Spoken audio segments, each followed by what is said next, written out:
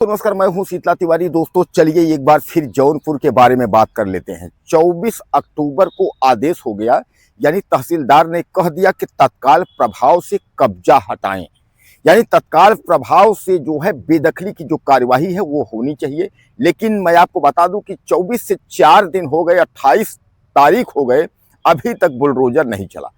वहां यह भी कहा गया था कि अगर आप बुलडोजर की प्रक्रिया में किसी प्रकार का व्यवधान होगा तो उसकी जिम्मेदारी भी उसी की होगी, लालता यादव की। यह भी कहा गया था कि आप जो है उस मकान को हटाइए, और अगर बुलडोजर के जरिए अगर प्रशासन मकान को हटाएगा तो फिर आप समझ लीजिए कि उसकी भरपाई जो खर्च लगेगा वह भी लालता यादव देगा।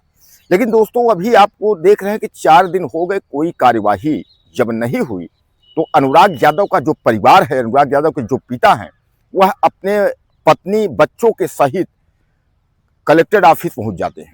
हालांकि वो जिस वक्त कलेक्टर ऑफिस पहुंचते हैं उस समय कलेक्टर साहब निकल चुके होते हैं, लेकिन कलेक्टर साहब ने उस परिवार को देखा। और देखने का मतलब आप समझिए कि इतना हाईलाइटेड यह मामला है कि अनुराग के पिता या अनुराग के परिवार को कौन नहीं जानता है। देश ही हम बात नहीं कर रहे हैं, हम दुनिया की बात कर रहे हैं। दुनिया के किसी भी देशों में अगर हिंदी में अगर जिक्र होगा, इसलिए ज्यादातर देश अंग्रेजी वाले हैं, उर्दू वाले हैं, लेकिन अगर हिंदी में हिंदी चैनल वाले अगर जितने भी अगर देश होंगे, अगर उसमें भारत का, अगर उत्तर प्रदेश की अगर अनुराग यादव का अगर मामला होगा तो जरूर लोगों को पता होगा। क्योंकि देश विदेश के कोने कोने में बैठे हुए व्यक्ति हमको यह बता रहे हैं कि भैया हम सूरत से देख रहे हैं, हम मुंबई से देख रहे हैं, हम गुजरात से देख रहे हैं। यानी वह जो है लगातार जो है हमें कमेंट करके बता रहे हैं कि आपकी खबरें हम यहाँ से देख रहे हैं, और मैं चाहता हूं कि अनुराग यादव मामले में जो है कार्यवाही हो। लेकिन अभी तक कोई कार्यवाही नहीं हो रही, इसलिए अनुराग यादव के चाहने वाले जो है वह निराश हैं। तो जब डीएम साहब अनुराग के परिवार को देखते हैं, वह वापस लौट कर आते हैं, और वापस लौट कर आते हैं उसके बाद जो है हाल चाल पूछते हैं। हाल चाल जब पूछते हैं तो यह लोग कहते हैं कि भैया साहब इसमें कार्यवाही क्यों नहीं हो रही है, जबकि इसमें तो आदेश हो गया है तहसीलदार कोर्ट से। 1 साल के बाद आदेश किसी तरह से हुआ है तो इसमें कार्रवाई कब होगी। अब इसमें डीएम साहब ने कहा है कि आप लोग चिंता मत करिए, कार्यवाही जल्द ही होगी। लेकिन दोस्तों एक बात और समझ लीजिए, यानी लेट लतीफी का कारण क्या है। तहसीलदार ने तत्काल बेदखली की कार्रवाई का आदेश अगर दिया, उन्होंने अगर तत्काल बेदखल करने का आदेश दिया, तो 4 दिन में कार्यवाही क्यों नहीं हुई। क्या लालता यादव को फिर मौका दिया जा रहा है कि वह किसी और कोर्ट में जाए, यानी दीवानी में जाए, यानी कलेक्ट्रेट में जाए, कमिश्नरी में जाए, या वह हाई कोर्ट में जाए, वह किसी भी अन्य अदालत में जाए। यानी कहने का तात्पर्य यह है कि क्या अब यह लग रहा है कि अनुराग यादव अगर तहसीलदार के यहाँ से आदेश हो गया है तो उसको मौका दिया जा रहा है लालता यादव को कि आप किसी कोर्ट में जाएंगे। सामान्य बात है कि उसमें जो है तारीख लग जाएगी। और जब तहसीलदार एक छोटे से कोर्ट में, तहसीलदार कोर्ट में अगर माननीय तहसीलदार महोदय द्वारा अगर 1 साल तक इस मामले को लंबित किया गया, तो क्या आपको लगता है कि अगर दीवानी या जो है कमिश्नरेट, कलेक्ट्रेट या हाई कोर्ट में अगर मामला जाएगा तो कितने साल के लिए लंबित हो सकता है। एक बात तो मैं आपको बता दूं, खूब अच्छे से आप लोग जान लीजिए कि आप हमारे भाई हैं, और सलाह भी दीजिएगा, मुझे आप कमेंट करिएगा, बिल्कुल आप संकोच मत करिएगा। आपको जो भी आपके दिल में हो खुलकर लिखिए। अगर मैं गलत बोल रहा हूं तो आप बिल्कुल गाली भी लिखिए कि भैया आप गंदे आदमी हैं, आप इस तरीके बोल रहे हैं। लेकिन जो सच है उसका साथ दीजिए, और अगर सच मैं बोल रहा हूं तो आप जरूर हमारा सपोर्ट करिए। ज्यादा से ज्यादा वीडियो पर आप कमेंट करिए, लिखिए, कोई दिक्कत हमको नहीं है। हम आपका देखेंगे, हम आपको स्वीकार करेंगे।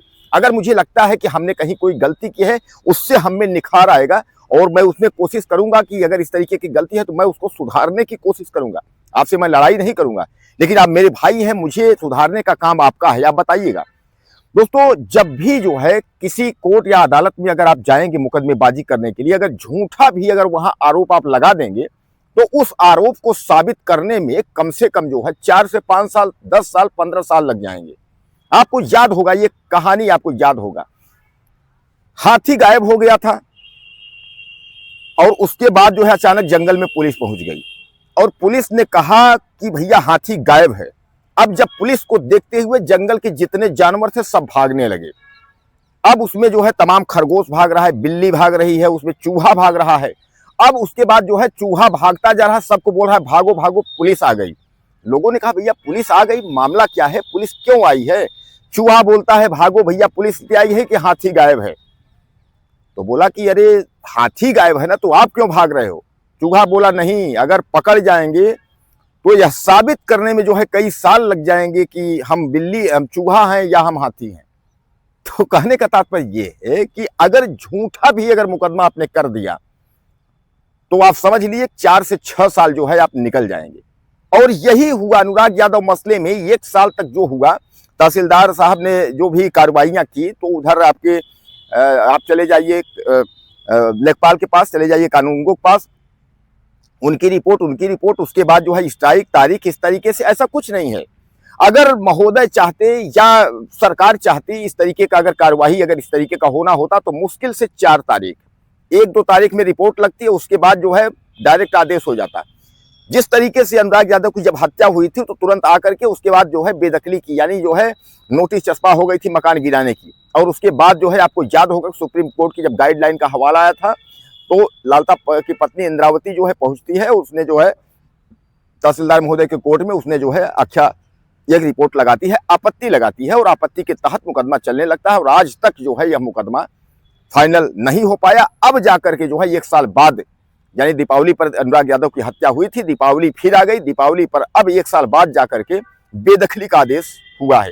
लेकिन फिर भी बेदखली का आदेश हुआ है, जब तक मकान गिर न जाए तब तक आप जो है इसको स्पष्ट न मान लीजिए कि बुलडोजर चल गया, क्योंकि 4 दिन हो गए और हत्यारा परिवार जो लालता यादव है वह जो है गिड़गिड़ा रहा है, वह भाग रहा है चारों तरफ, वह कुछ न कुछ ऑप्शन लेकर के आएगा, क्योंकि उसका बेटा दरोगा राजेश भी पता है कि अब इसके बाद हम भी फंसेंगे, हमारी नौकरी फंसेगी, सब कुछ। वह घर बचाने के लिए वह लोग पूरा प्रयास करेंगे।